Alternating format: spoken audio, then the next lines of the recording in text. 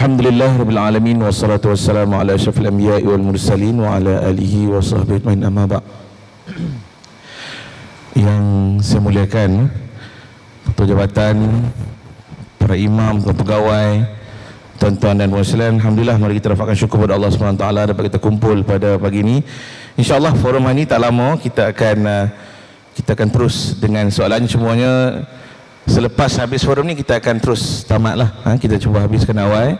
Cuma saya mohon kerjasama tuan-tuan untuk kita berikan sikit perhatian, kerana apa yang kita akan bincang saat ini adalah benda-benda yang berkaitan tentang kehidupan seharian kita, dan melibatkan zakat, wakaf pun ada, yang melibatkan juga tentang isu-isu muamalat, isu perbankan, isu berkenaan dengan pinjaman dan sebagainya. Menarik pada forum kali ini, sengaja kita simpan untuk kita bincang pada akhir, insya-Allah. Jadi tuan-tuan dan puan sekalian, bagi pihak Majlis Agama Islam dan Adat Negeri, saya mengucapkan terima kasih banyak kepada semua yang hadir pada hari ini. Mudah-mudahanlah apa maklumat yang kita dapat pada hari ini kita sama-sama ambil istifadah, ambil faham, dan kita war-warkan kepada rakan-rakan kita, keluarga kita. Mudah-mudahan bila ibadah ini terjadi akan menjadi manfaat dan juga saham kepada kita, insya-Allah. Tuan-tuan dan sekalian, bersama saya ada dua ahli panel yang mana telah diterangkan dan telah diperkenalkan oleh yang bagi Ustaz Najdi sebentar tadi. Yang mana sebelah kiri saya ni Ustaz Syafi Zakaria daripada Jabatan Hak Agama Islam Perlis. Sebelah kanan saya dan tidak asing lagi sahabat saya, Ustaz Muhammad Jari bin Johan daripada Bank Islam Malaysia Berhad daripada Kuala Lumpur. Dia orang Perlis tapi duduk Kuala Lumpur. Ingat sekali duduk pi Mesek pun sekali. Akhirnya berjumpa di pentas sekali pada hari ini. Alhamdulillah, Allah mempertemukan kami hari ini, alhamdulillah. Jadi untuk tidak melengahkan masa, saya akan teruskan dengan soalan yang pertama. Ustaz Syafi, kalau tengok balik, kita dah bincang tadi ni, banyak kita sebut, Tuan Kus ni pun ada menyebutkan tentang ibadah zakat dan wakaf. Tuan-tuan tengok, ibadah zakat dan wakaf ni adalah satu instrumen, satu kaedah yang mana Allah SWT buat untuk membantu masyarakat dari sudut ekonomi dan sosial sendiri. Tapi kalau kita tengok, kadang-kadang yang berlaku ni ada halangan dan kekangan, yang mana kadang-kadang kita menyebabkan orang jadi payah nak buat, jadi susah nak buat. Jadi saya nak minta tolong Ustaz Syafi untuk menerangkan apakah halangan atau kekangan yang menjadi penyebab yang merencatkan tentang hasil ini, dan juga bagaimanakah kaedah untuk mengatasinya. Sekurang-kurangnya saya persilakan Ustaz Syafi. A'udzubillahi minasyaitonir rajim. Bismillahirrahmanirrahim. Assalamualaikum warahmatullahi wabarakatuh. Alhamdulillah, terima kasih pertamanya kepada Majlis Agama Islam dan Adat Istiadat Melayu Perlis MAIPS kerana menjemput saya, dan juga dengan kerjasama Bank Islam. Dan tidak dilupakan kepada Ustaz Syed Asam, Ustaz Juzaili selaku sahabat panel pada tengah hari ini. Jadi tuan-tuan dan puan hadirin-hadirat dirahmati oleh Allah Subhanahu Wa Taala sekalian, kita ni tuan-tuan, orang khususnya orang Perlis ni, bila tengok saya ni biasanya saya duduk tengah, iaitu saya biasanya jadi moderator. Tapi saya tak pasti, mungkin kerana beratnya zakat, wakaf, Baitul Mal ni, Ustaz Nazim dia putus saya duduk tepi hari ni. Dia bagi benda yang lain sikit lah. Jadi tuan-tuan, insya-Allah tak apa, saya akan cuba untuk menjawab berkaitan dengan soalan yang telah pun diajukan kepada saya tadi, iaitu berkaitan dengan apakah kekangan dan juga kaedah untuk nak mengatasi. Jadi kalau kita dengar kepada kekangan berkaitan dengan wakaf, berkaitan dengan zakat dan sebagainya ni lah, kalau kita perhatikan seperti apa yang telah pun dibincangkan pada slot yang pertama, yang kedua, dan kita sekarang berada di slot yang empat. Yang pertama Ustaz Nazim, yang kedua Ustaz Mak Rizal, yang ketiga Ustaz Nazri Cik. Semuanya membincangkan adanya masalah, adanya penyelesaian. Antara yang kita nak sebutkan di sini, yang pertama, masalah yang pertama adalah berkaitan dengan kurangnya kesedaran umat Islam itu sendiri berkaitan dengan wakaf. Yang tu problem yang paling besar. Seperti yang disebut, bila sebut dia pasal wakaf, dia apa dia? Kubur. Bila sebut dia pasal wakaf, dia apa dia? Mahat tahfiz. Bukan kita nak kata kubur tu tak bagus, mahat tahfiz tu teruk tak? tidak ada niat yang sedemikian, tapi menunjukkan kalaulah kita wakaf banyak-banyak kepada perkara ini, maka perkara lain yang aulawiyat dia lebih tinggi, kita membelakangkan dia. Saya pernah duduk ketika satu masa dulu, macam lama no. Sebelum ni lah, ketika mana saya masih lagi menjadi imam di Masjid Al-A'la Bahar Temok, sering kali berjumpa, lah ni tak imam dah kan, lah ni imam untuk anak bini ya. Tapi imam lah juga kan, title orang nak panggil tu. Saya waktu dia jadi imam di Masjid Al-A'la Bahar Temok, sering kali berjumpa dengan yang amat berhormat Menteri Besar Perlis, Datuk Seri Azlan Man. Dia sering kali jumpa saya bila kami adalah tajuk yang disembangkan tu berkaitan dengan tanah wakaf belakang di Masjid Al-A'la ni. Nak perbesar sebab apa? Tanah kubur Allah ni dah penuh. Jadi Datuk Seri dia bagi tahu kat saya, Ustaz, kalaulah kita ni semua tanah wakaf kubur, semua tanah wakaf kubur, lah kali Perlis ni dia dipenuhi dengan kubur, dah lah kecil kan. Jadi yang tu Datuk Seri kata kat saya pun tidak juga kan. Tapi nak buat macam mana, memang kubur Masjid Al-A'la Bahar Temok tu dah nak penuh. Yang tu baru bab satu masjid. Kita ada 101 buah masjid di dalam Perlis. Kalau semuanya tak cukup, semuanya nak tambah. Kalau kita tak berusaha untuk nak tambunkan, kita nak inovasi kan, maka perkara ini jadi sempit. Jadi tuan-tuan, perkara yang pertama adalah berkaitan dengan kesedaran. Iaitu bila sampai saja mentaliti, sampai saja kesedaran kepada tuan-tuan hari ini pasal bagusnya, baiknya, hebatnya, panjangnya pahala wakaf, zakat dan sebagainya, dia nak wakaf. Tetapi sayangnya dia nak wakaf itu hanya pada jalan kubur, dia nak wakaf itu hanya pada jalan masjid ataupun perkara-perkara yang lain. Jadi tuan-tuan dan puan-puan, itu adalah perkara yang pertama. Kita ada banyak lagi kan? Perkara yang kedua yang saya nak sebutkan di sini, skop wakaf di Malaysia kita boleh jadi masih lagi dalam skop yang sempit, boleh jadi lagi dalam skop yang kecil, yang mana kalau kita lihat hanya ada kubur, masjid, pondok, kedai dan sebagainya. Tetapi alhamdulillah kita dapat dengar tadi ni oleh Ustaz Nazri Cik, dia memberi jaminan bahawasanya akan ada pusat wakaf hemodialisis terbesar di dunia. Di Malaysia lah, ya kot dia nak abad di dunia tadi, saya nak over sikit saja nak bagi dia. Tuan-tuan, besar kan? Tetapi nak menunjukkan apa? Kita ni dah mula ada mercu tanda awal yang kita nak ubah, iaitu selain daripada perkara-perkara yang sering kali kita tahu, sering kali kita dengar. Antaranya yang lain, kalau kita lihat di dalam kajian yang dilakukan di Turki. Di Turki, kebanyakan institusi pengajian pendidikan tinggi adalah 80% dibiayai oleh wakaf. Institusi pendidikan, institusi ilmu, bahkan akhbar, surat khabar yang nama apa? Zaman. Surat akhbar, surat khabar yang nama dia Zaman adalah daripada institusi wakaf. Ditaja penuh, siapa nak ambil boleh ambil kan? Tetapi sayangnya kita di Malaysia ni ada utusan, ada berita harian, sinar, metro dan sebagainya. Bukan nak condemn nama-nama ni, tapi nak bagi tahu tidak ada satu pun yang ditubuhkan daripada wakaf, ditubuhkan atas dasar zakat.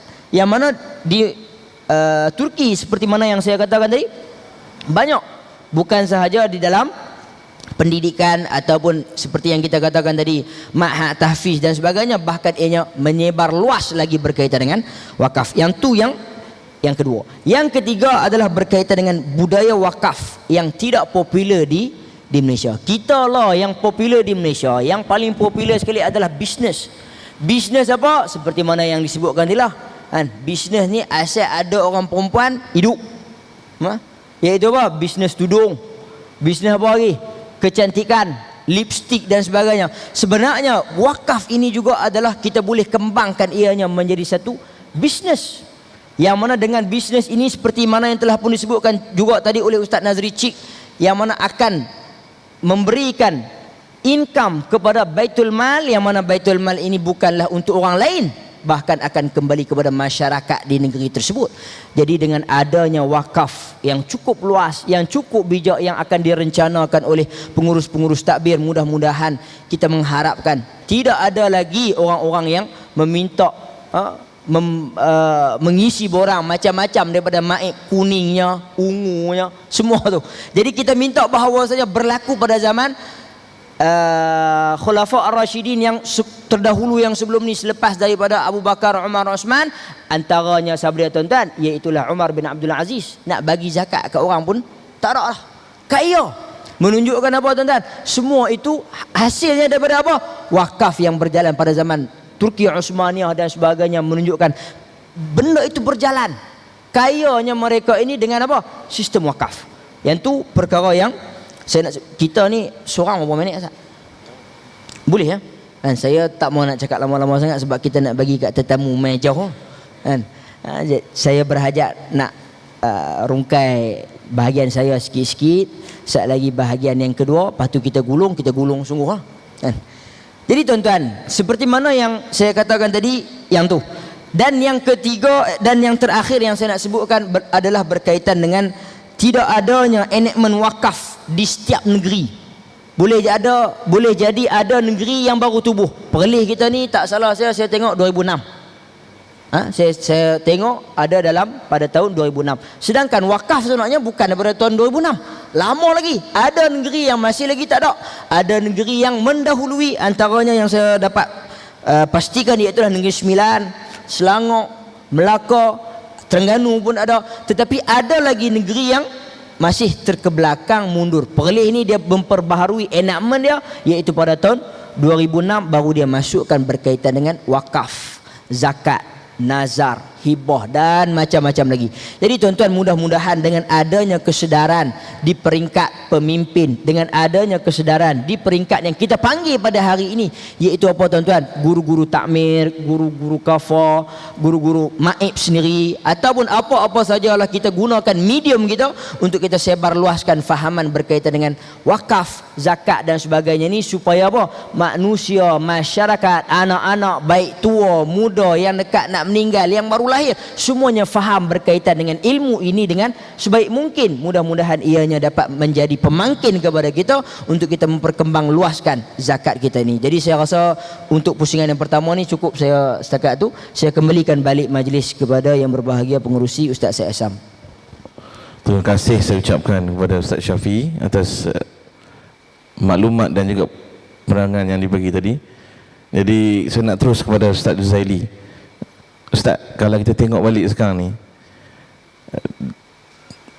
muamalat ni, dari sudut muamalah ni kita tengok balik memang setengah kita banyak diredahkan lah, terutama daripada media sosial, daripada kelas-kelas, daripada pelbagai medium digunakan untuk nak terang pasal sistem muamalat Islam ni. Dan macam-macam istilah mudarabah, macam-macam istilah. Kadang-kadang kita dah fikir istilah ni istilah yang digunakan pakai untuk membezakan antara sistem muamalat Islam dan sistem konvensional. Jadi saya nak minta tolong Ustaz tolong terang apa perbezaan sistem muamalat Islam dengan sistem konvensional dengan cara yang mudah. Kadang-kadang kita habaq dekat setengah orang kampung, dia kata konvensional apa dia tu, kuliah vocational ke? Bukan. Nak beritahu kadang-kadang perbezaan ni tak faham sebab apa? Kerana takut orang tak jelas. Jadi saya persilakan Ustaz untuk kita kongsi sikit maklumat dengan tu. Silakan. Bismillahirrahmanirrahim. Assalamualaikum warahmatullahi wabarakatuh. Alhamdulillah wassalatu wassalamu ala Rasulillah wa ala alihi wa sahbihi wa lah, amma ba'd. Terima kasih kepada sahabat saya Al-Fadhil Ustaz Syed Asam, saudara panel Fadhil Ustaz Syafiee Zakaria, khususnya ketua-ketua jabatan, para pegawai-pegawai, guru-guru takmir, guru-guru kafa dan seluruh muslimin muslimat yang Allah sekalian. Ini bila sentuh soal tentang ekonomi, maka kita tak boleh lepas tentang soal kewangan. Dan bila sebut soal kewangan, umat Islam tak boleh lari daripada sistem perbankan.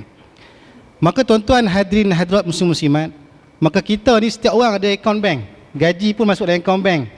Allowance imam pun akaun bank. Allowance asnaf, amilin dan sebagainya pun mesti kena guna akaun bank.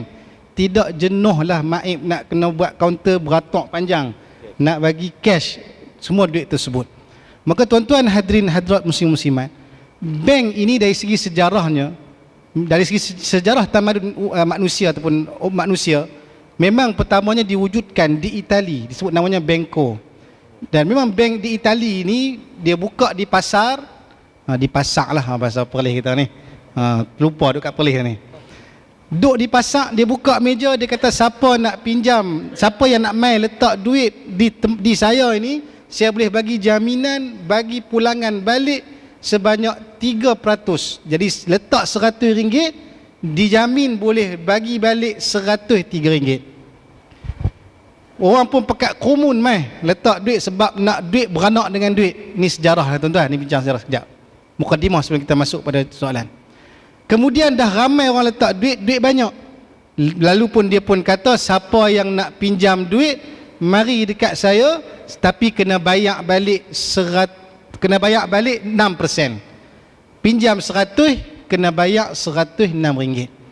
Maka dia dapat untung tak? Dia dapat untung. RM3 dia ambil dekat dia, lagi RM3 dia kena bagi dekat orang yang main letak duit di tempat dia.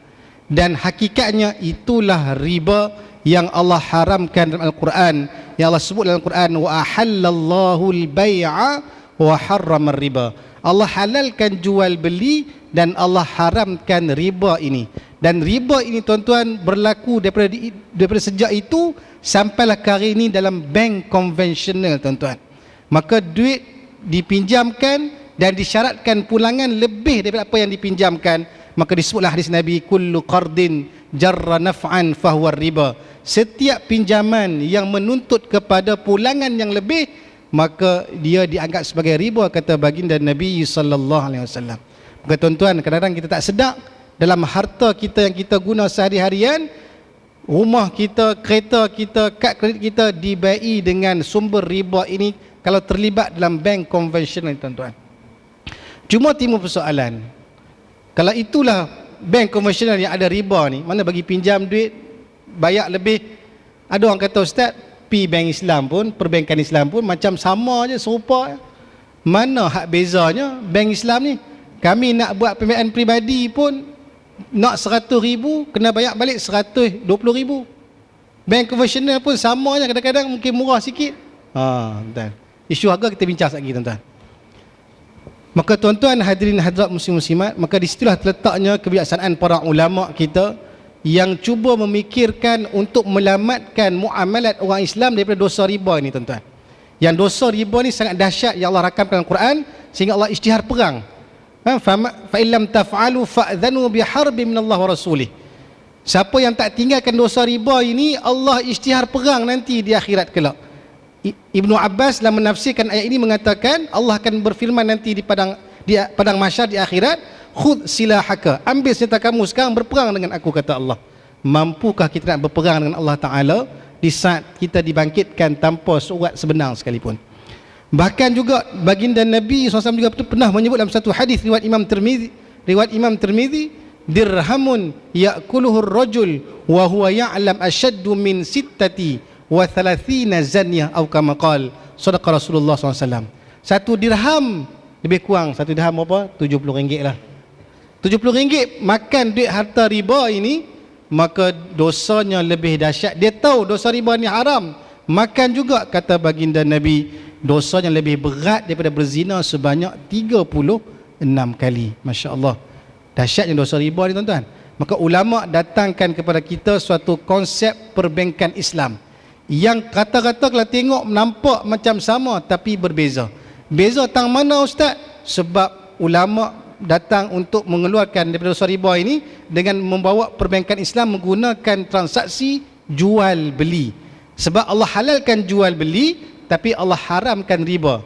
Riba ada lebihan, haram, tak boleh duit beranak dengan duit. Tetapi jual beli boleh kerana Allah benarkan dalam firman-Nya, dan juga dipandukan oleh dalam hadis Nabi SAW. Saya buat contoh mudah tuan-tuan, nak bagi nampak beza bank konvensional dengan bank Islam ni. Biasa saya buat contoh ayak mineral ustaz, tapi ayak mineral tak ada depan ni, tapi ayak mineral ada dalam beg tuan-tuan. Tak mau handphone pun boleh tak? Handphone pun boleh lah. Handphone tak boleh besar sangat. Oh ya. Saya ambil contoh mudah. Apa beza bank konvensional dengan bank Islam, perbankan Islam ini? Contoh ayak mineral tuan-tuan. Saya kata kepada Ustaz Isam, Ustaz Isam, saya ni lepas ceramah, lepas berforum biasanya dah agak ayak, nak minum ayak. Saya pula tak bawa duit, saya pinjam kat Ustaz Isam RM1. Boleh Ustaz Isam? Boleh. Kata boleh. Saya kata, tapi Ustaz Isam kata boleh, tapi satu syarat, kena bayar Ustaz Juzaili, kena bayar balik kepada Ustaz Isam RM3. Saya pun kata okeylah, saya redha. Pinjam RM1. Pinjam RM1, bayar RM3. Ni nak beli ayam mineral je pun. Saya buat contoh mudah. Sekan untung. Ada lebihan tak? Ada lebihan. Situasi yang kedua, saya katakan Ustaz Isam, saya nak minum air mineral lepas forum ni. Ustaz Isam kata, tak apa Ustaz duduk sini berforum, saya turun lah ni pergi cari air. Ustaz Isam pun turun pergi cari air, tak ada kat sini. Kemudian naik start kereta pergi keluar ke kedai, sampai ke the store kangak beli air mineral, balik ke sini, mai jumpa saya habis forum. Ustaz Isam kata, nah Ustaz, ini air mineral RM1, harga kosnya, dan termasuk kos saya pergi beli sampai kat sana, saya nak charge jual kat Ustaz RM3. Saya pun kata okeylah, saya redha, saya beli dengan harga RM3. Baik, ada dua situasi tadi tuan-tuan. Situasi yang pertama, pinjam RM1, bayar balik RM3. Situasi yang kedua, kosnya RM1 bertambah dengan kos-kos yang lain, dijual kepada saya RM3 juga. Nilainya sama tak tuan-tuan? Nilai RM1 jadi RM3, RM1 jadi RM3, sama tak? Sama. Tapi hukumnya sama tak tuan-tuan? Tak sama. Hukum situasi yang pertama, itulah hukum riba haram tuan-tuan. Bagi pinjam RM1, syaratkan nak dapat balik RM3. Sama ada yang sebut syarat itu orang yang bagi pinjam, atau yang sebut syarat itu orang yang meminjam. Tapi saya kata, Ustaz Isam, saya nak pinjam RM1,000, nanti saya bayar balik RM1,100. Bila sebut nanti nak bayar RM1,100 tambahan, itulah riba tuan-tuan, hadirin hadirat muslim-muslimat. Maka yang pertama itulah perbankan konvensional melakukan transaksi pinjam meminjam. Nak kereta, nak loan, personal loan, bank konvensional bagi pinjam duit, tuan-tuan kena bayar lebih. Nak kereta sama juga, bagi pinjam duit kena bayar lebih. Tapi di bank perbankan Islam, maka di sana nampak macam sama, tapi prosesnya berbeza, kerana ada jual beli di situ tuan-tuan, yang saya akan sentuh nanti pada pusingan yang kedua, yang lebih detail tentang operasi macam mana yang kata beza sangat jual beli dalam aspek perbankan Islam ini.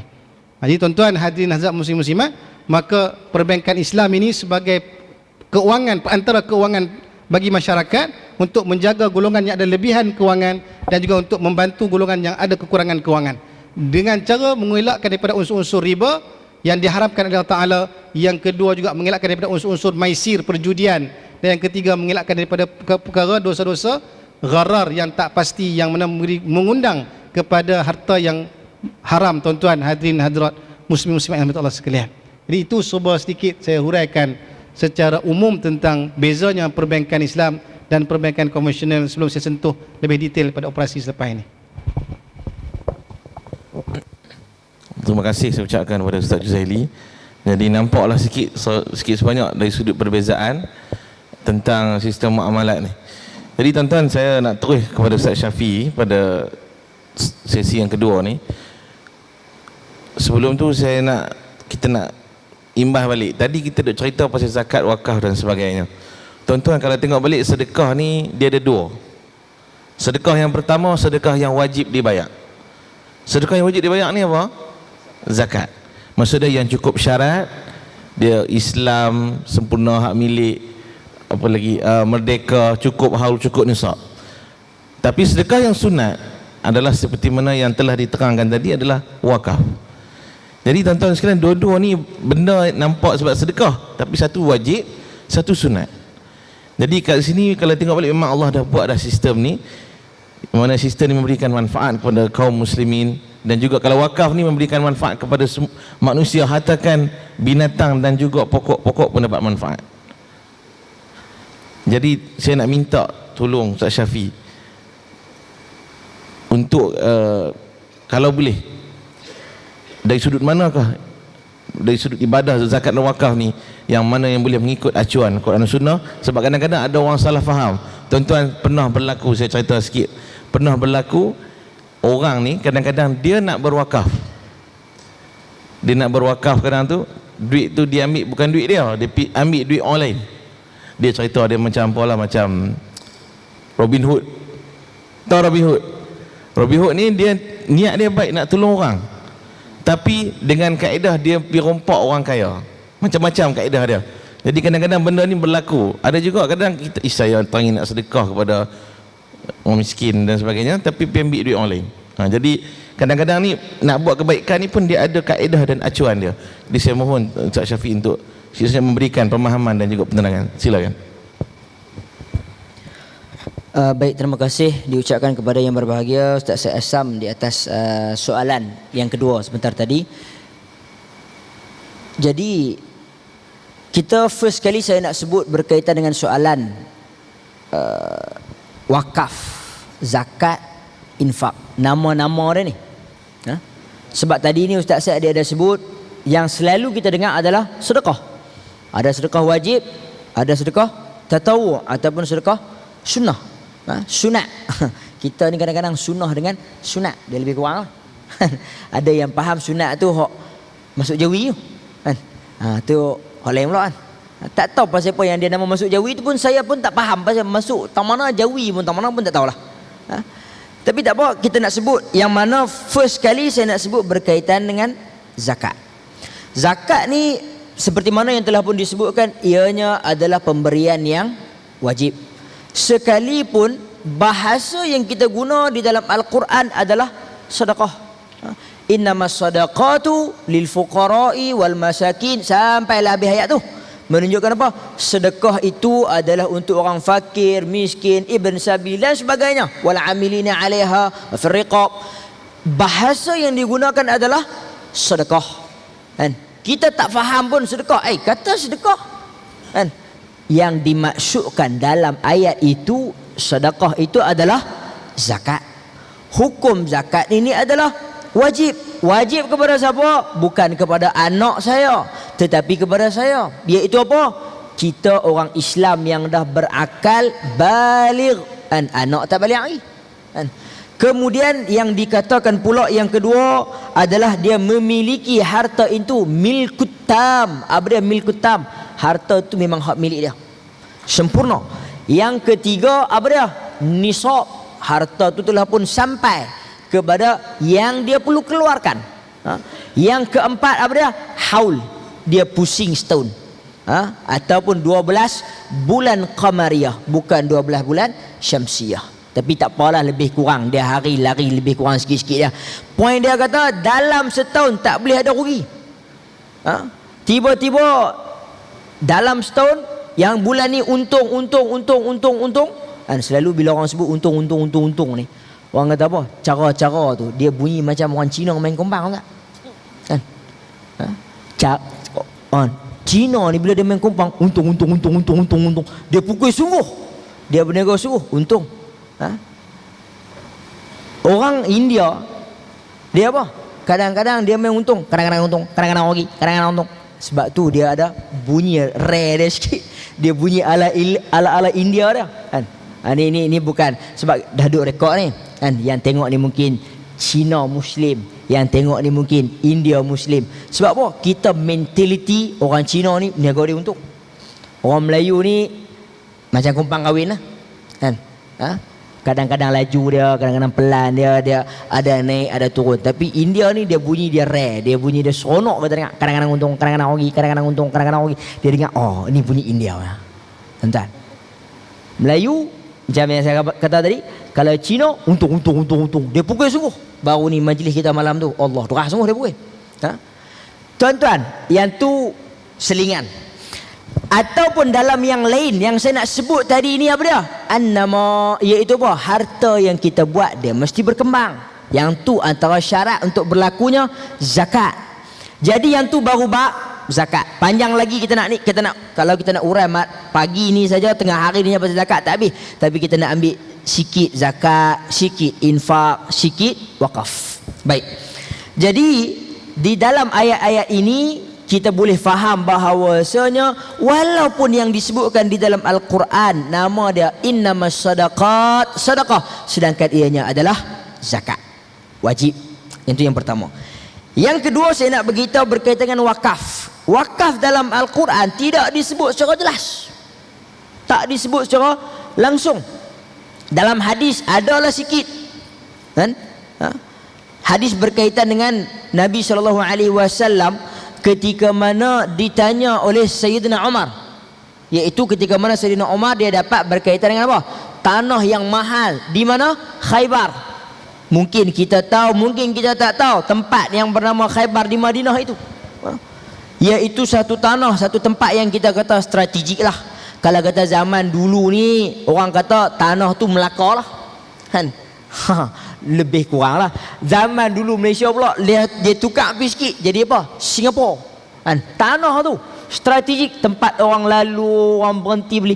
Jadi dalam hadis dikatakan oleh Sayyidina Umar, dia kata, ya Rasulullah, aku ada satu tanah yang baik, cantik, strategik, harga dia mahal. Maka apa kata maka apa kata Nabi SAW? Kamu wakafkan dia. Kamu wakafkan dia, kamu gunakan dia pada jalan kebaikan. Maka dia pun melakukan wakaf. Yang tu berkaitan dengan hadis Nabi SAW berkaitan dengan wakaf. Tapi kalau nak cari ayat Al-Quran berkaitan dengan wakaf, tak, dia tak fokus sebut pasal wakaf tu.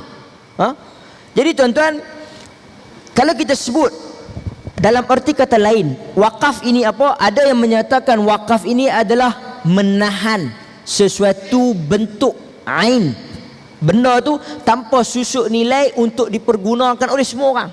Ada yang menafsirkan begitu.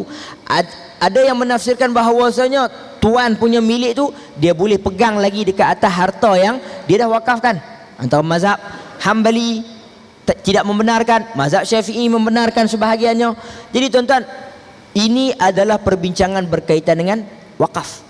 Yang mana wakaf ni pula kalau kita tengok rukun dia yang pertama dia ada apa? Waqif, orang yang nak bagi kan? Yang kedua iaitulah mauquf alaih, siapa dia yang nak terima. Kalau kata di perlis kita ni pemilik ataupun pengurus harta wakaf tunggal, iaitu apa dia? Ini dia, orang maib, yang akan menguruskan harta tu. Ataupun kalau kata dia dah wakaf kepada individu khususlah. Tapi kita nak kata di perlis ni yang mengurus takbir harta wakaf adalah maib. Yang ketiga adalah mauquf, harta yang dia nak bagi tu, harta wakaf tu. Kemudian yang keempat adalah apa? Jauf, ataupun kita panggil sebagai sirah, hujjah, maafkan saya, hujjah, ataupun kita panggil dianya sebagai sirah, iaitu apa? Tata cara dia cakap, saya bagi wakaf kepada sekian-sekian, saya bagi wakaf kepada kawan ni, tempoh berapa banyak, separuh saja ke tanah ni, sirah ataupun hujjah yang dia gunakan. Tuan-tuan, yang tu kita baru terang pasal zakat dan juga wakaf. Sekarang kita nak terang pula pasal infak. Apa beza pula infak ni? Yang mana infak ni dia dengan sedekah dua beradik, lebih kurang. Tetapi ada juga kalau orang kata sedekah selain daripada zakat, hukum dia adalah tidak wajib. Maka kadang-kadang perkataan itu adalah tidak tepat. Sebab apa?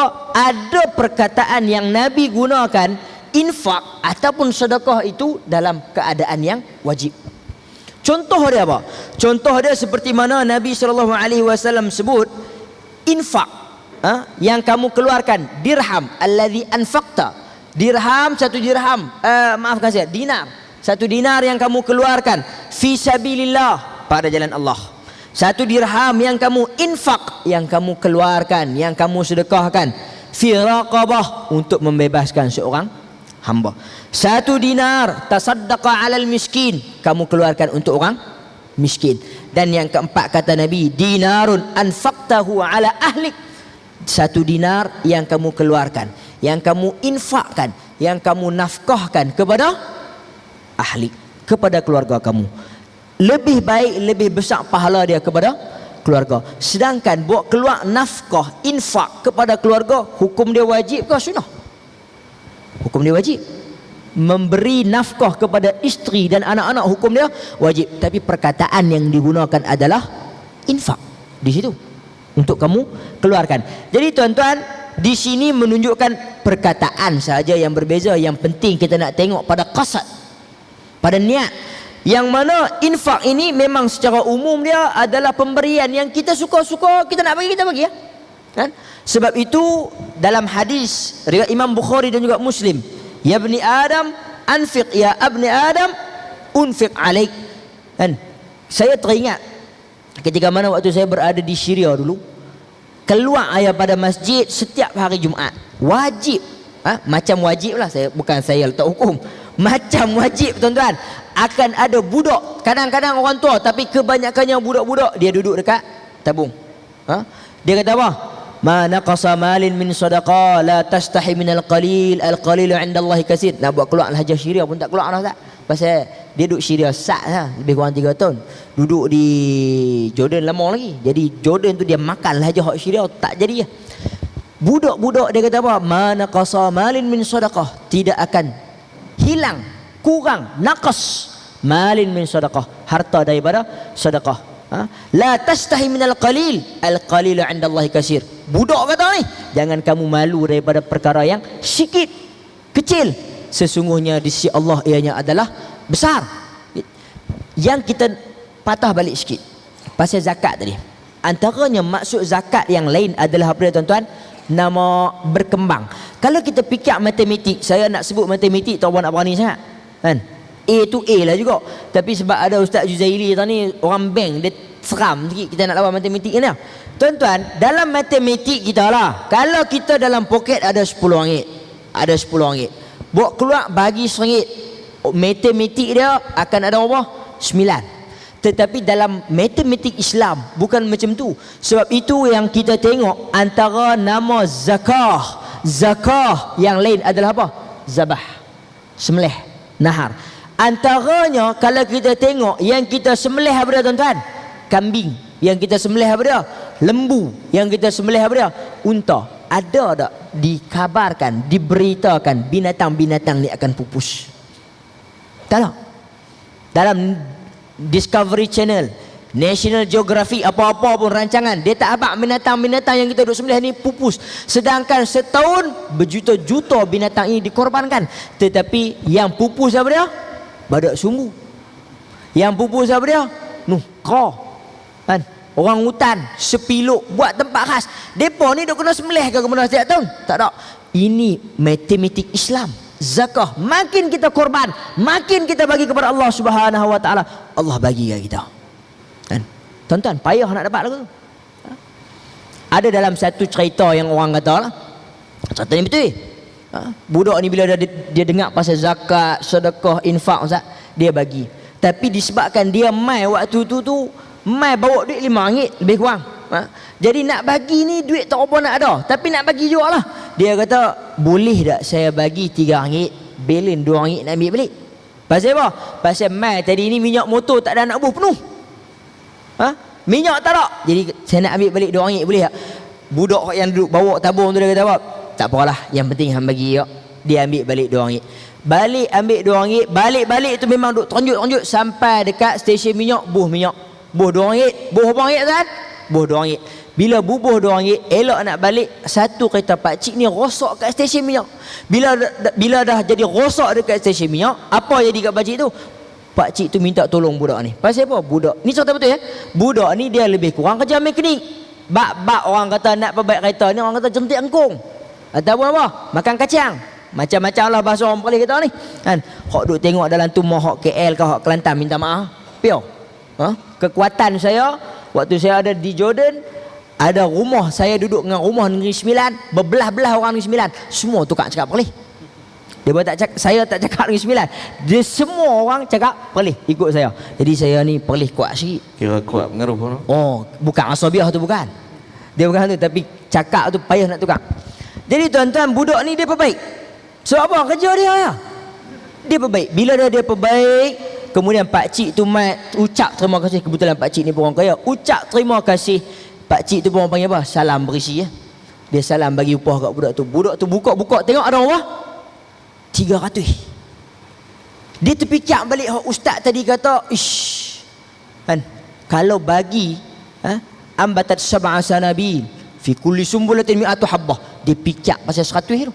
Jadi tuan-tuan, dia balik, dia pergi jumpa ustaz tu. Ustaz, saya menyesal. Pasal apa? Pasal apa pula Hamzah? Pasal saya bagi RM3. Saya rasa kalau saya bagi RM5, pak cik tu salam dengan saya, dia bagi RM500. Dia kata lagu tu, dia duduk nampak duit ni. Kan? Kita tuan-tuan, bila bak infak ni, kita kalau jadi macam tu, confirm kita mau. Tapi kita tak nampak yang Allah Subhanahu Wa Taala akan gandakan di hari akhirat kelak. Kita tak nampak yang tu. Jadi yang tu bab infak pula lah, bab nak bagi. Sekarang kita nak cerita pasal dalil untuk nak bagi tuan-tuan yang hadir ni semangat.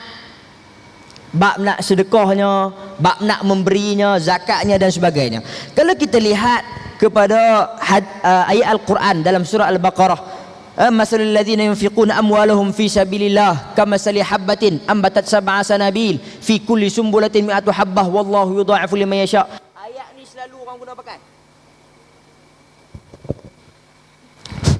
Iklan.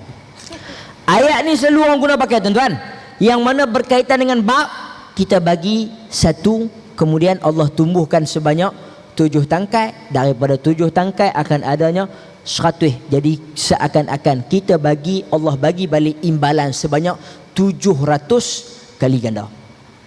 Tapi kalau kita nampak benda itu dalam bentuk material, nak nampak sebiji, macam budak tadi nampak, kita bagi RM3, nak dapat 3 kali 7, kena ada RM21 pasang. Kan? Matematik kita nak dapat macam tu, tak boleh. Sebab ini matematik bukan matematik dunia, saya kata tadi. Matematik dunia kena lawan dengan Ustaz Juzaili. Kan? Matematik akhirat, 3 kami boleh lah sikit-sikit. Kan? Tu pun tak tahulah, mereka 2 boleh banyak kot, saya sikit-sikit lah. Tuan-tuan, nak bagi tahu bahawasanya ini galakan yang Allah Subhanahu Wa Taala bagi kepada kita sebagai umat manusia, umat Nabi Muhammad sallallahu alaihi wasallam, untuk kita mengeluarkan kepada apa yang Allah Subhanahu Wa Taala bagi kepada kita. Kan? Saya nak, ada masa lagi ya? Tutup lah. Setengah minit nak buat cerita lah, tuan-tuan. Cerita lah berkaitan dengan satu pemberian yang baik, iaitu ketika mana turunnya firman Allah Subhanahu Wa Taala, lan tanalul bir. Kisah siapa? Kisah Abu Talhah. Dia tak peraya nak tengah minit, lama sikit. Lepas ni janji sikit lah. Tuan-tuan, cerita Abu Talhah yang dia ada apa? Bayruha. Bayruha ni apa? Kebun yang dalam tu ada telaga. Pasal apa dalam telaga berharga sangat? Pasal dia betul-betul dengan pintu keluar Nabi SAW pada satu ketika dulu. Dan di dalam kebun tu ada telaga. Telaga tu Nabi SAW suka masuk, suka buat apa? Duduk minum. Jadi kita tuan-tuan, kalau saya ada rumah banyak, tiba-tiba ada satu rumah yang tuanku raja suka pi, taubat lahum, rumah tu yang paling saya sayang. Jadi kebun dia ni, Nabi suka masuk kebun tu, tahun tu pasal apa? Ada telaga, fihi ma tayyib, ada air yang cukup best. Nabi masuk. Jadi dia kata, dia sebabkan dia suka turunnya ayat ni, lan tanalul bir, tidak akan sampai satu-satu darjat kebaikan. Sebab apa? Allah Subhanahu Wa Taala guna perkataan lan. Tidak dalam bahasa Arab ada 3, la, lam, lan. Jadi tuan-tuan, dalam bab syirik pun Allah sebut apa? La yaghfir. Allah tidak akan mengampunkan dosa orang yang syirik. Boleh ampun tak? Boleh ampun lagi kalau Allah nak ampunkan, kalau orang tu minta taubat. Tetapi sekarang untuk bab nak capai kebaikan, tak akan dapat selama-lamanya. Lan tanalul bir hatta tunfiq mimma tuhibun. Bila mana kamu sedekah perkara yang paling kamu sayang, baru sampai. Jadi dia nak sedekah. Tuan-tuan, bila nak sedekah, Nabi SAW terima. Apa kata Nabi? Zaka malun rabih. Zaka malun rabih. Tuan-tuan, nak terjemah perkataan ni, dia tak boleh nak terjemah macam Melayu kita ni. Kita nak kata apa? Tu apa? Bakhil ke apa? Bahasa Arab ni dia ada bunyi-bunyi khusus dia. Kan? Ewa tu apa? Ewa. Tak tahu lah ustaz-ustaz duduk Mesir ada ke tak? Kami di Syria ada ewa. Ewa ni apa? Pimpin. Kalau kita naik gerek, kita nak suruh orang depan tepi sikit. Kan? Kita ada pin. Dia buat bodoh ya. Tapi kalau kita bunyi ewa, dia lalu. Tu bahasa dia. Bahasa bah ni apa dia tuan-tuan? Macam Husin Lempoya ketika mana dijual oleh Jamal Pak Tongku, 2 orang abang dia. Wow! Itu kita jual, wow, ni untung, jual orang ni untung. Nabi bunyi apa? Bah. Nak bagi tahu kata ni adalah harta yang cukup berharga. Bila diberi kepada Nabi SAW, apa kata Nabi? Nabi kata lebih baik kamu bagi dekat keluarga kamu. Maka dia pun bagi kepada keluarga dia, dia agih-agihkan. Tuan-tuan, banyak lagi hadis yang nak baca, tapi Ustaz Syed dia bagi setengah minit. Tak apalah, kita tutup zakat tu. Mudah-mudahan kita semua jadikan dalil-dalil ini pemangkin untuk kita semangat, untuk kita nak memperkembangkan kita punya infak, sedekah, pemberian, zakat, wakaf dan sebagainya. Mudah-mudahan yang kita akan dapat balasan nanti apabila kita tuai di hari akhirat kelak. Jadi saya rasa cukup zakat tu daripada saya. Saya serahkan balik majlis kepada yang berbahagia Ustaz Syed. Terima kasih kepada Ustaz Syafi. Tu dia, keluar habis dah basebah tu. Jadi teringat balik kenangan-kenangan tu. Tak apa tuan-tuan, saya nak kongsi sikit saja. Kalau tengok balik, alhamdulillah Allah bagi peluang pada saya bekerja di Majlis Agama Islam dan Adat dan Perlis. Bahagian wakaf pun saya pernah, dan sekarang saya di bahagian zakat. Alhamdulillah setakat sekarang ni saya tak pernah jumpa lagi lah orang yang bayar zakat ni jatuh miskin. Wallahi tak pernah jumpa. Bahkan setiap term bertambah dia punya pendapatan. Kenapa? Dia menjaga hak Allah Subhanahu Wa Taala, jaga hak Allah, Allah jaga hak kita. Tak pernah jumpa, alhamdulillah. Tak tahu lakut, tapi duk tengok setiap tahun bertambah. Kecuali kadang-kadang ada benda-benda yang berlaku dan sebagainya. Kenapa? Pelaburan Allah Subhanahu Wa Taala tidak pernah rugi, bahkan untung sentiasa kalah pelaburan manusia. Baik, kita nak terus kepada sesi berikutnya.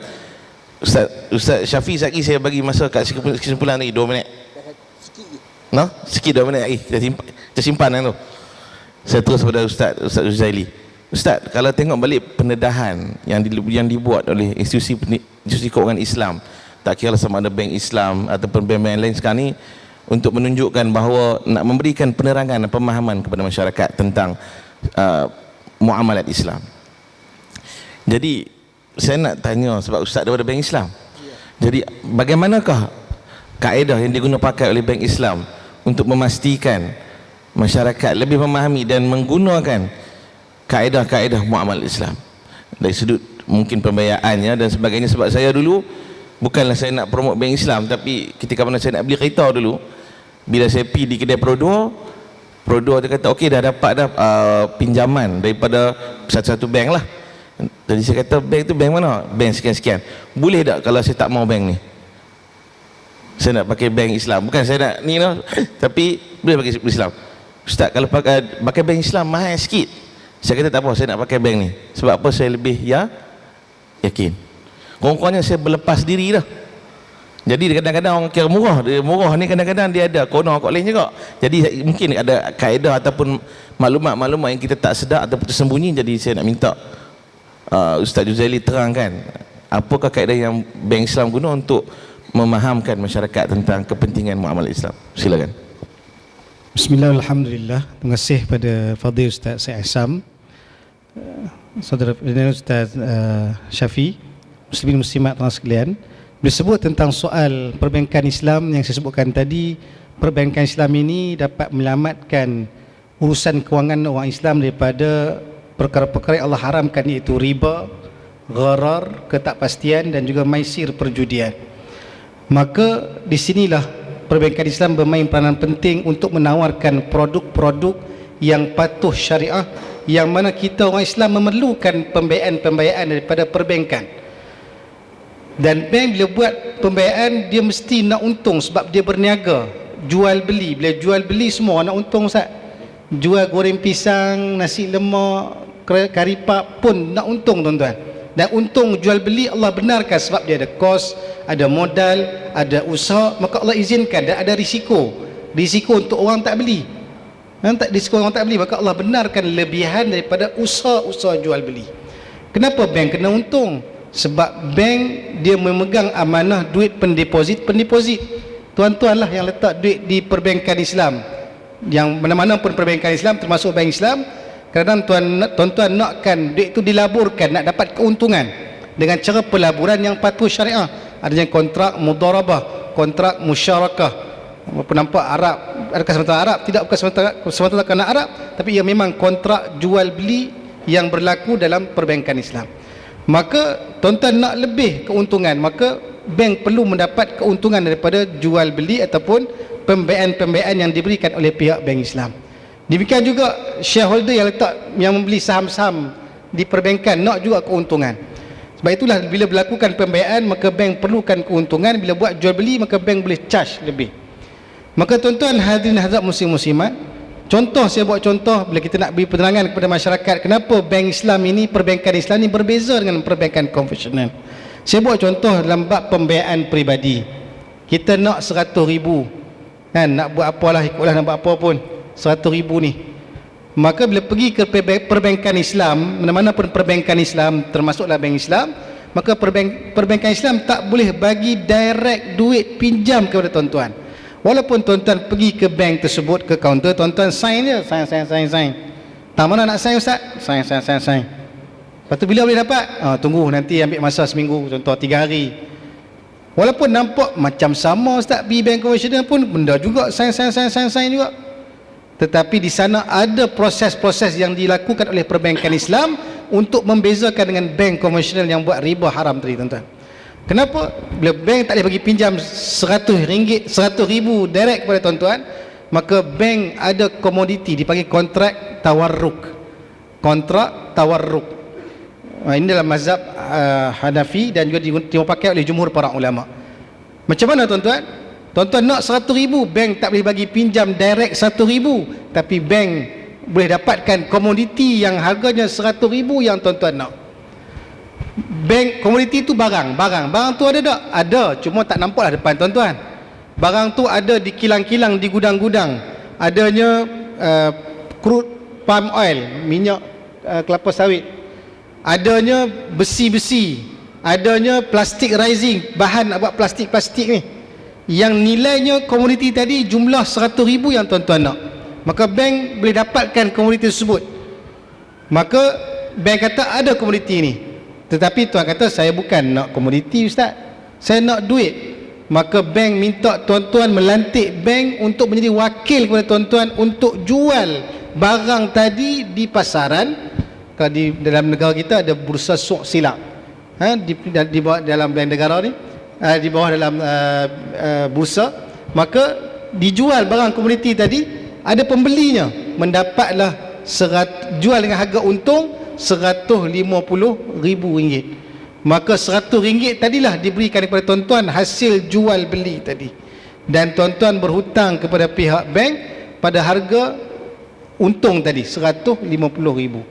Maka dibayarlah bulan-bulan untuk mencukupkan RM150,000 yang tuan-tuan berhutang dengan pihak bank tadi.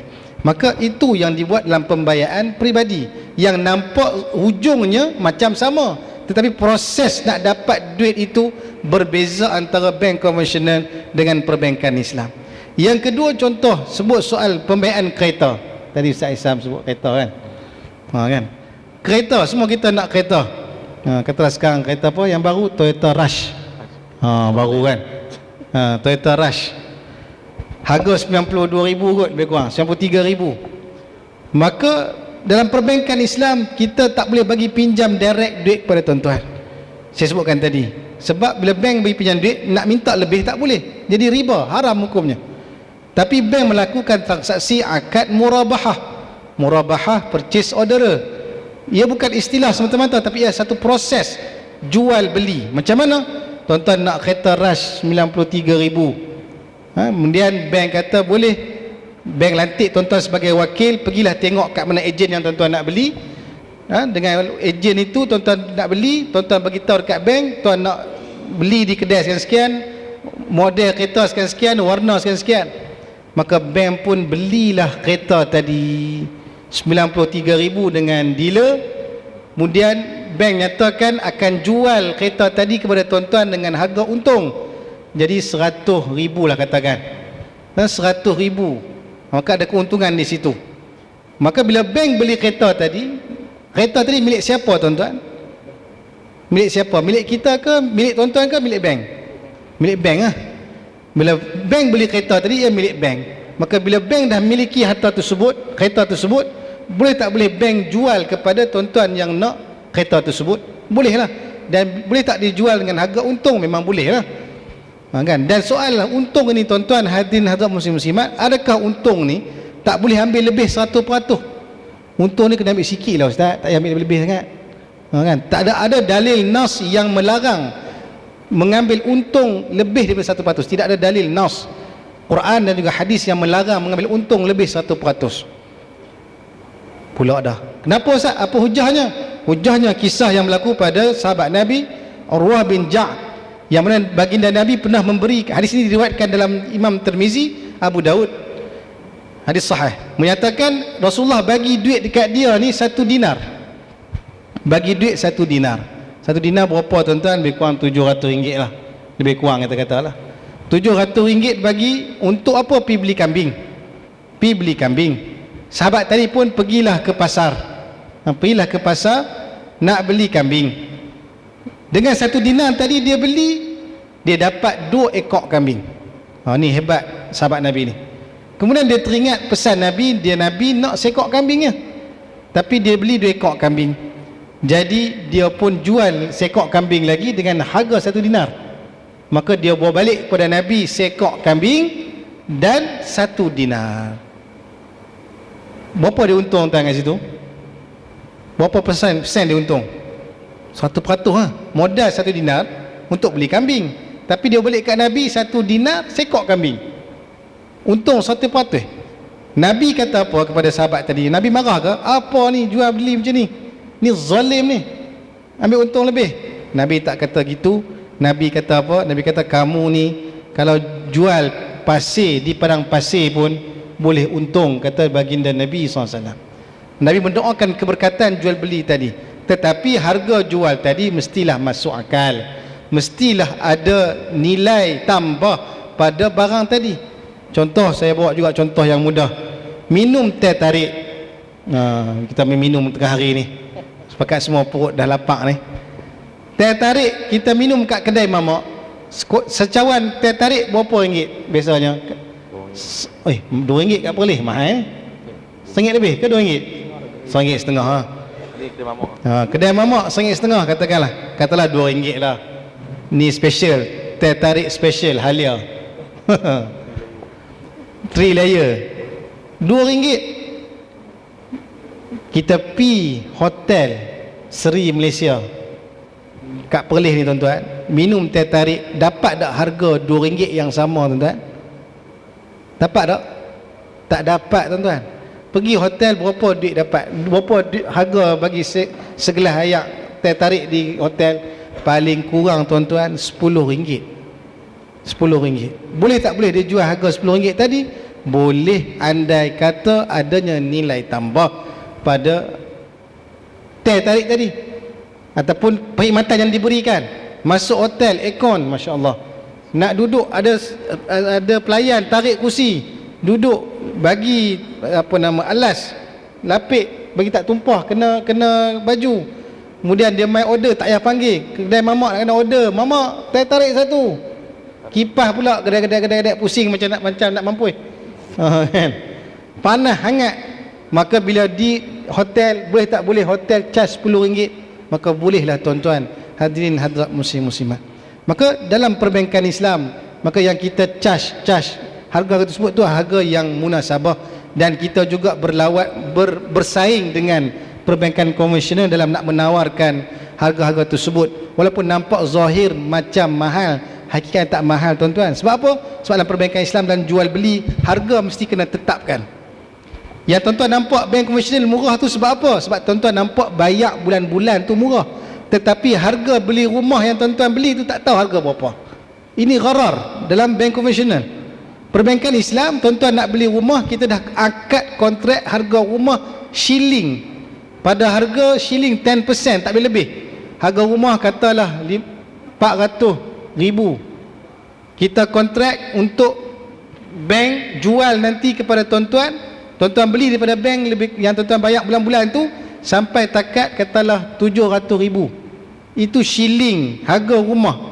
Tuan-tuan bayarlah bulan-bulan untuk mendapatkan sampai 700,000. tetapi hakikatnya bank Islam, perbankan Islam akan bagi diskaun, rebate untuk bayar installment bulan-bulan tuan-tuan tu. Mungkin nampak installment tu tinggi sikit banding dengan installment pada bank konvensional. Bank konvensional mungkin nampak murah sikit, tetapi bank konvensional dia tak terikat dengan harga kontrak harga rumah tadi, dia boleh naik bila-bila masa. Barangkali harga rumah boleh jauh lebih tinggi lepas bayar 26 tahun, 30 tahun daripada 700,000 yang menggunakan perbankan Islam. Hari ini ramai non-Muslim menggunakan produk pembiayaan perumahan, menggunakan pembiayaan perumahan yang Islami. Sebab dia nampak harga rumah tu berapa, walaupun nampak bulan-bulan tu bayar macam mahal sikit dari segi rate dia banding dengan bank konvensional, tetapi dia tahu harga rumah tak boleh lebih daripada 700,000. Tapi bank konvensional dia tak terikat dengan 700,000, tidak ada sebarang harga rumah tersebut. Harga rumah tu boleh naik, kalau BR tu naik oleh bank negara, dia akan naik lagi tinggi. The sky is limit, langitlah dia punya batasan dia. Maka itulah yang berlaku dalam produk-produk pembiayaan ataupun pinjaman dalam bank konvensional, tuan-tuan hadirin hadirat muslimin muslimat. Maka sebab itulah, maka bila kita ni tuan-tuan dalam menyokong perbankan Islam ni tuan-tuan, kita perbankan Islam bukan sekadar hanya mengejar keuntungan, kita juga memulangkan manfaat juga kepada sosio ekonomi ummah melalui zakat yang kita bayar setiap tahun. Bank Islam pernah rugi 2 tahun tuan-tuan, pernah rugi, tapi masa rugi itu juga kita bayar zakat pada malih agama Islam seluruh negara. Dan hari ni alhamdulillah kita untung lah tuan, tak rugi lah. Jangan tuan kata ni dulu, cerita dulu pernah rugi, tapi rugi-rugi pun kita bayar zakat. Dan kita juga memberi sumbangan-sumbangan kepada masyarakat dengan aspek-aspek yang lain, termasuklah dalam bab wakaf yang kita nak jayakan bersama-sama di negeri Perlis ini, yang mana ikon wakaf ini, wakaf hemodialisis ini akan menjadi ikon model wakaf terbaru di tanah air kita nanti tuan-tuan. Maka Bank Islam yang ada instrumen-instrumen saluran untuk menjaga kewangan ini dan mengembangkan kewangan pelaburan dalam projek wakaf ini, maka mudah-mudahan kita doakan dengan hasil tuan-tuan menyumbang dalam wakaf ini, maka insya-Allah ia akan dilaksanakan dan tercapai di tempat kita ni tuan-tuan hadirin hadirat muslim-muslimat yang dirahmati Allah Subhanahu wa taala. Maka ringkasnya tuan-tuan nak bagi tahu bahwasanya perbankan Islam inilah telah berjaya menyelamatkan urusan kewangan umat Islam daripada transaksi riba yang diharapkan tadi, gharar. Gharar ni juga berlaku dalam bank konvensional dalam bab insurans. Kita ada takaful mengelakkan daripada isu gharar ni tuan-tuan. Dan juga maisir, sebarang perjudian terelak daripada perbankan Islam. Maka mudah-mudahan kita dapat menyokong dan memberi komitmen yang tinggi dalam memastikan harta kita bebas daripada sumber-sumber yang haram yang akan mendatangkan kemurkaan Allah Subhanahu wa taala. Wallahu alam. Saya serah kembali kepada pengurusi. Terima kasih Ustaz Zari. Jadi saya rasa kita dah dapat sikit gambaran dengan sistem muamalat dan sistem pembiayaan Islam. Jadi kita nak pergi pada kesimpulan dah. Jadi saya tak bagi banyak hari ni. Dengan apa? Seminit boleh ya? Boleh. Seminit. Saya pergi seminit, Ustaz Zari seminit. Lagi sebab kita pun kena ada pick up makan nasi tengah hari dah ni. Pegat perut dah bunyi habis dah. Jadi saya jemput untuk Ustaz Syafiq berikan kesimpulan tempoh seminit. Para hadirin sekalian, mudah-mudahan insya-Allah dapat manfaat. Baik, terima kasih kepada yang berbahagia Ustaz Syed Asam atas ruang yang diberikan kepada saya untuk saya simpulkan. Jadi tuan-tuan, seperti mana yang telah pun kita tahu dalam hadis yang sangat masyhur, bila mana matinya seseorang itu terputus daripada dia melainkan 3 perkara, dan dalam 3 perkara itu disebutkan apa? Iaitulah sedekah jariyah. Yang mana sedekah jariyah ini disebutkan dalam hadis Nabi SAW, iaitulah hadis merupakan antara 2 pegangan yang perlu dipegang oleh manusia, yang perlu dipegang oleh umat manusia ini, iaitulah taraktu fikum amrain, 2 perkara yang aku tinggalkan kepada kamu, iaitu Al-Quran dan juga sunnah. Bahkan di dalam sunnah ini disebutkan oleh baginda Nabi SAW berkaitan dengan wakaf, iaitulah apa nama yang kita katakan tadi sebagai sedekah jariyah. Mudah-mudahan apabila kita banyak melakukan sedekah jariyah, banyaklah amal-amal pahala kita yang walaupun kita dah mati, walaupun kita dah di dalam kubur, walaupun kita dah ditanam, walaupun kita dijirus dengan air dan sebagainya, tetapi semua pahala-pahala kita masih lagi berjalan, masih lagi dicatatkan oleh Allah Subhanahu wa taala dalam hasil yang telah pun kita lakukan ketika mana kita hidup, iaitu apa dia tuan-tuan? Iaitu ketika mana kita melakukan sedekah, infak, wakaf, amal jariah yang kita lakukan. Mudah-mudahan saya mengajak tuan-tuan dan puan, marilah bersama-sama kita melakukan, merealisasikan apa yang telah pun disampaikan, apa yang telah pun dibincangkan daripada awal pagi tadi sampailah ke tengah hari ini, demi untuk kita memperkasakan umat manusia, terutamanya di Malaysia, khususnya di Perlis kita ini. Mudah-mudahan kita berjaya mengangkat martabat wakaf ataupun apa-apa saja institusi-institusi di dalam pentadbiran Majlis Agama Islam Negeri Perlis, sama ada bentuk pendidikan, homodialisis dan sebagainya, apa-apa yang dirancangkan mudah-mudahan dapat berjalan dengan lancar. Aqul qouli hadza wa astaghfirullahal azim li wa lakum. Saya kembalikan balik majlis kepada yang berbahagia Ustaz Said. Terima kasih Ustaz Syafiq. Jadi saya nak jemput juga untuk Ustaz Jazali 1 minit tutup habis, insya-Allah. Silakan. Sebagai kesimpulan, saya suka untuk kita sama-sama tadabbur ataupun tengok balik satu firman Allah Subhanahu wa taala dalam surah Al-Baqarah ayat 276. Allah berfirman, yamhaqullahu riba wa yurbis sadaqat wallahu la yuhibbu kulla kaffarin athim. Allah susutkan kebaikan harta yang dijalankan dengan mengambil harta riba ini, dan Allah pula akan mengembang biakkan berkat harta yang dikeluarkan daripada sedekah-sedekah dan zakat-zakat yang dikeluarkan. Maka tuan-tuan, harta kita ni tanggungjawabnya akan dipersoalkan oleh Allah Ta'ala. Maka kita kena pastikan sumbernya bersih, dan ke mana dibelanjakan pun kena ke tempat yang mana mendapat penilaian dan iktiraf oleh Allah Subhanahu Wa Ta'ala. Maka letaklah di perbankan Islam, dan kembangkanlah juga dengan cara yang lain, itu dengan wakaf yang merupakan saham akhirat kita tuan-tuan, yang akan memberi manfaat untuk kita, dan yang lebih penting adalah memberi manfaat kepada ummah yang lain dari segi aspek ekonomi, dari segi aspek kesihatan, dari segi aspek pendidikan, yang mana di Perlis kita adanya Majlis Agama Islam dan Adat Istiadat Negeri Perlis yang mana akan memegang amanah ini dan meneruskan usaha-usaha wakaf bagi manfaat dan masalah orang Islam di Negeri Perlis ini. Wallahu alam, saya serah kembali kepada pengurusi majlis. Terima kasih Ustaz Zaili. Jadi alhamdulillah kita dah selesai slot forum kita pada tengah hari ini. Mudah-mudahan apa yang kita bincangkan tadi dapat kita ambil, dapat kita fahamkan, dan yang paling penting kita tak boleh nak buat semua pun, kita kongsi. Tuan-tuan kongsi dengan anak-anak, rakan-rakan, insya-Allah mudah-mudahan bila dia buat kita pun dapat juga aliran saham tu, insya-Allah. Jadi tuan-tuan, insya-Allah kita dah selesai di sini. Mungkin yang saya nak buat pengumuman sikit sebelum kita bergerak keluar ialah sijil. Sijil insya-Allah tuan-tuan boleh tuntut di kaunter, dan kita juga menyediakan makan tengah hari lah pada ini. Jadi bagi pihak Majlis Agama Islam dan Perlis, saya terima kasih banyak. Mudah-mudahan kita bertemu di lain waktu dan masa. Mudah-mudahan kalau tak bertemu pun insya-Allah kita berjumpa di Allah, syukur Allah SWT, insya-Allah. Jadi saya sudahi, nabila taufiq hidayah. Wassalamualaikum warahmatullahi wabarakatuh.